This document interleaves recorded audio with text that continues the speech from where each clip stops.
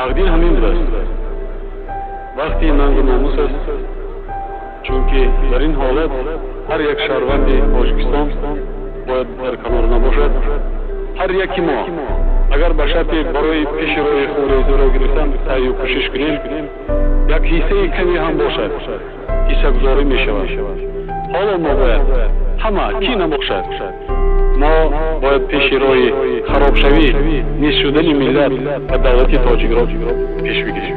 من دیگر مقصد ندارم، تقدیر بوده است انتخاب کردم وکیلان مردمی. من حرکت میکنم که باوری آنها را بجا کنم. برای باوریتان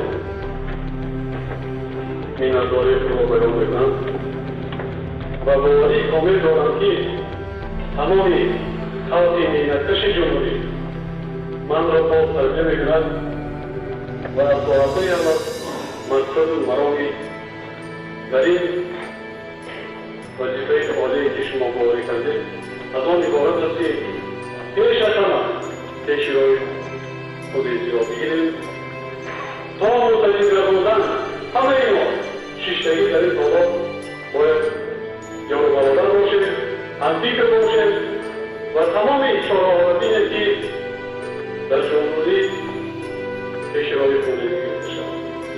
آدمان دیگه از ما وابستگی ندارد، میگه از هر یک شکلی ما ضرری هم باشد وابستگی توان دارد.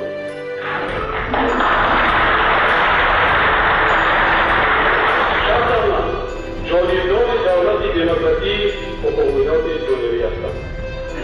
باید همه ما مستعد